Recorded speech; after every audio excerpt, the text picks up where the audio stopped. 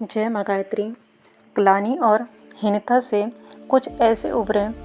सामाजिक जीवन में ग्लानि, भय एवं हीनता तथा इनसे उत्पन्न उद्वेग के भाव ऐसे भंवर के समान हैं जो व्यक्ति की क्षमताओं को कुंद करके रख देते हैं। साथ ही ये मिलकर जीवन को असहज एवं असामान्य बना देते हैं, जिनसे व्यक्ति का सामाजिक एवं पेशेवर जीवन प्रभावित होता है। साथ ही व्यक्ति गहरे तनाव अवसाद में जीने के लिए अभिशप्त भी होता है।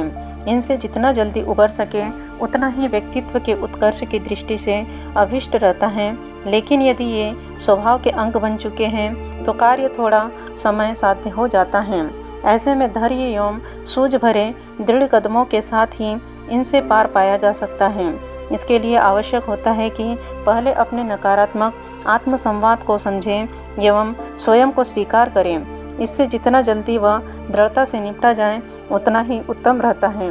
लंबे समय तक की नकारात्मक सोच एवं क्रियाओं ने इनको इतनी गहरी जड़ें जमाने का अवसर दिया है कि अब ये जैसे पूरे व्यक्तित्व पर अपना अधिकार जमा बैठे हैं।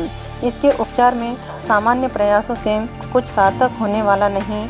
इनको जड़ से उखाड़ फेंकने या इनको रूपांतरित करने के लिए इनके विरुद्ध एक तरह से धर्म युद्ध छेड़ने की आवश्यकता होती है। लेकिन इसके लिए पहला कदम रहता है इनको स्वीकारने व समझने का और फिर इनके साथ चिंतन के नए तौर तरीके एवं जीवन शैली को अपनाने का। नकारात्मक सकारात्मक स्व अवधारणा इसका पूरक चरण है, जिसमें अपने प्रति सम्मान एवं गौरव का भाव पैदा किया जाता है। इसके लिए सकारात्मक आत्मसंवाद की आवश्यकता होती है, जिसके तहत स्व की अवधारणा को नैतिकता एवं सामाजिक दायरे में आगे बढ़ाकर आध्यात्मिक आयाम से जोड़ना होता है, जिससे कि गहनतम स्तर पर आत्मसम्मान का भाव विकसित हो सके। इसके लिए सतत सकारात्मक एवं पवित्र विचार, आत्मचिंतन, भगवत भजन, सुमिरन, प्रार्थना एवं जप, ध्यान जैसे आध्यात्मिक उपचारों का अवलंबन किया जा सकता है। साथ ही पूरी जीवन शैली को इनके अनुरूप अनुशासित करते हुए विचारों को अमली जामा पहनाया जाता है। इस तरह की वैचारिक पावनता एवं साधनात्मक दृढ़ता के साथ सनेह सनेह एक नया आत्मसम्मान का भाव पुष्पित पल्लवित होना शुरू होता है। यह भाव पुष्ट हो, मजबूती पकड़े, इसके लिए प्रारंभ में इसके विशेष संरक्षण की आवश्यकता रहती है। इसके लिए प्रलोभनों एवं नकारात्मक तत्वों से सावधान रहें, जो कि इस भाव के विरोधी हैं। साधना समर में विजय के लिए मोर्चे पर एक नैष्ठिक योद्धा को भांति सजग रहना पड़ता है, अन्यथा विचार, व्यवहार एवं आचरण की छोटी छोटी लापरवाहियाँ एक बड़ी गलती का कारण बन सकती हैं तथा ऐसे में कितनी बार साधकों को प्रलोभनों एवं अवांछनीय तत्वों के समक्ष घुटने टेकने के लिए विवश बाध्य होते देखा जाता है। जब हम इंद्रिय संयम के प्रति लापरवाह होते हैं, असंयमित जीवन जीते हैं, दुष्कृत्यों में संलग्न रहते हैं या दुष्प्रवृत्तियों को प्रश्न देते हैं, तो कहीं न कहीं हम अपने आत्मसम्मान का भाव खो रहे होते हैं। अपराध बोध की ग्लानि हमें कहीं गहरे जड़ कर रही होती हैं। अतः तनाव अवसाद के अंधेरे गहर में धकेलने वाले प्रलोभनों एवं मन को बहकावों में से सजग एवं सावधान रहें। इसका साहस का साथ सामना करते हुए आत्मा के राज्य में प्रवेश करें व आत्मचेतन को इंच इंच भूमि पर संघर्ष करते हुए विजय पताका फहराते हुए अपना जन्मसिद्ध अधिकार सुनिश्चित करते चलें।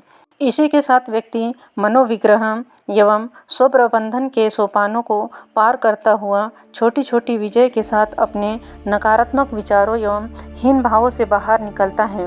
इन पलों में उपासना के साथ साधना का महत्व समझ में आता है और आत्मदेव की साधना जीवन का हिस्सा बनती जाती है। इसी के साथ अपने कार्य क्षेत्र में विषय की जानकारी एवं पकड़ के साथ आत्मविश्वास का भाव भी विकसित होता है। मन की क्षमताओं एवं जीवन की दक्षताओं के स्वाभाविक विकास के साथ एक नया आत्मविश्वास जगता है। अपने लक्ष्य पर केंद्रित रहने तथा सामाजिक जीवन में अपनी उपयोगिता का एहसास होने के साथ ग्लानि, भय एवं हीनता के भाव हल्के होने शुरू होते हैं और एक शांत, परिपक्व एवं सशक्त व्यक्तित्व का निर्माण शुरू होता है। यहाँ नित्य कुछ पल आत्मचिंतन के साथ ध्यान के क्षण इस संदर्भ में महत्वपूर्ण हो जाते हैं, जिससे कि ध्यान की गहराइयों में अंतःकरण की जटिल ग्रंथियों का भेदन करते हुए इन्हें समाधान की ओर प्रवर्तित किया जा सके। इन पलों में इष्ट के समक्ष एक शिशु के समान अपने जीवन सत्य के साथ खड़े होकर अपनी तमाम तरह की क्षुद्रता, मलिनता, दुर्बलता, अच्छाई, बुराई सब कुछ साझा करते हुए स्वयं को अर्पित करने के साथ साथ ग्रंथियाँ हल्की पड़ती हैं। प्रार्थना के इन पलों में हर श्वास में अपने इष्ट आराध्य से संवाद तथा सद्गुरु की शरण में जाना भी एक अचूक उपाय रहता है। इस तरह हर दिन प्रतिपल उपासना, साधना, आराधना की त्रिवेणी संगम में स्नान करते हुए ग्लानि, भय, संशय एवं दुविधा की ग्रंथियाँ हल्की पड़ने लगती हैं।